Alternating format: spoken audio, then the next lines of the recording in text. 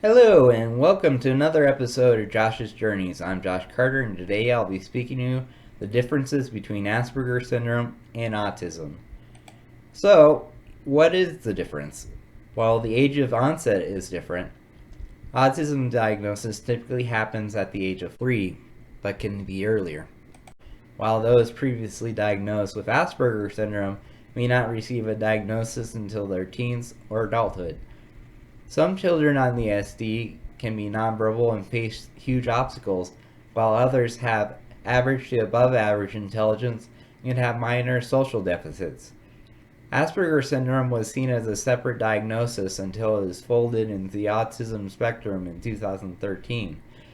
Autistic people sometimes use repetitive behaviors such as hand flapping, spinning in circles, body rocking, vocalizations, and grunting and muttering. Things that make people feel uncomfortable, but is helpful at times for that person when they're being anxious or just dealing with emotions that they aren't aware of how to help themselves with. Unlike general autism, Asperger syndrome has an absence of language delays. Asperger syndrome was seen as a milder form of autism. Most children who are previously diagnosed with Asperger have good language skills but have a difficulty fitting in with their peers. Poor eye contact. There's a little of awkwardness in social interactions and behaviors. Understanding social situations can be difficult. Sensory issues are a problem for autism in those previously diagnosed with Asperger syndrome. Clumsiness is a commonality. Difficulties with emotional control. Difficulties with understanding nuance in nonverbal communication. Conversation revolves around a particular fascination. Routine and structure is completely crucial. Anxiety is not part of the diagnosis criteria, but 40 to 50% of autistic people receive a clinical diagnosis of anxiety. So there are a lot of commonalities and there are a lot of differences. But the thread that brings them together is this is a social learning disorder. These things make it very difficult for interactions unless you've actually gotten the proper treatment and help to really realize these things. I know exactly that I needed that assistance to actually understand the things I was doing prior to getting to where I am today. I've worked very hard on things such as eye contact, and learning how to control my anxiety is probably the most difficult thing for me, because my mind tends to race at times, and it's one of those things that if I have a perception of something that's going on, I may not fully grasp it because I'm thinking one thing and it really isn't that way, but it's because I don't understand some things of nuance. I've gotten better over the years. I've learned actually how to get through these processes, but I need to understand what I face. I know that my challenges are minuscule comparably than where they were. But I had to work on those things and I had to really process things. I wanted to get better.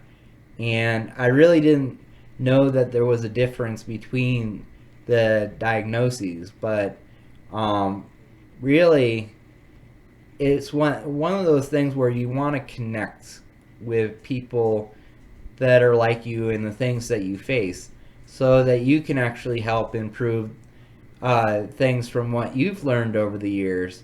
And it's not easy. It was like learning social skills through a textbook for me. But I knew that I wanted to get better and I wanted to be a stronger person. So I had to understand a lot of the things I was facing. Now, I do occasionally, whenever I get anxious, I do a form of stymie to where I rock. And if I've done something wrong, I fully blame myself, It's not because I'm trying to create issues for anybody, but I feel like when I make a mistake, it just throws me off. So I am a very routine person, and structure is crucial to who I am. I know that there are things that I do that people may not quite understand, um, but hopefully, through what I want to accomplish with this channel, besides my diagnosis, I want it to be more expansive on the path I'm looking forward to. This journey has been up with its sets of challenges, but there have been many rewarding things along the way. But it takes collective people seeing you for who you are and where you want to go.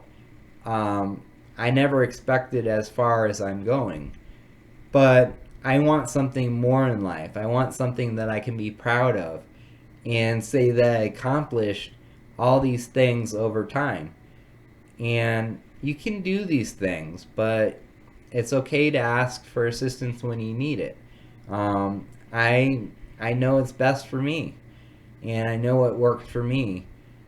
But I also had to learn things such as emotional control because it can be hard to self-regulate yourself because you want to react a certain way, not out of anything other than being frustrated with the situation. uh, Things do throw you off, but you learn from those experiences and you react to those things differently because you don't want to react the way that you used to react. And it's helped me realize that these are things that I work on every day. Um, and I just want to be able to help people wherever they are in their journey to be able to see exactly that they can do these things. Um, but it just takes the work. It takes time, and it takes being open with yourself and being open with others. Whenever you're not feeling well about yourself, relay that to your support network and just make sure you're doing everything that you can do for yourself. Um, and a lot of these interactions that you have, yes, it gets frustrating when you're trying to communicate something out and people may not understand exactly where you're coming from or why you think that way.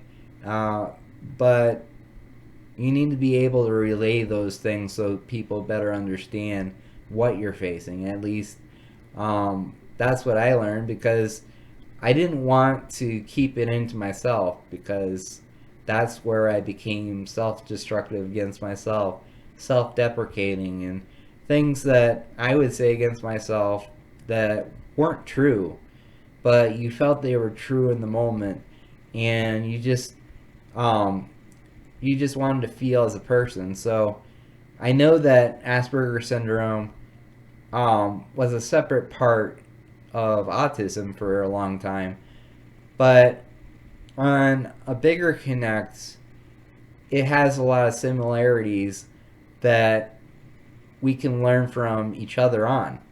Um, and that's what I want to provide. Thank you for watching another episode of Josh's Journeys.